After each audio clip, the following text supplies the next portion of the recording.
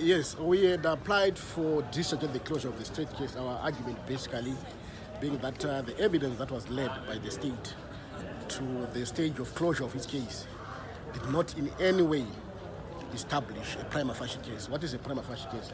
A prima facie case is a case whereupon the court considering it as evidence that it is capable of convicting. But the magistrate disagreed with the defense and dismissed the application, and the matter was rolled over to the 20th of November for the continuation of the defense case.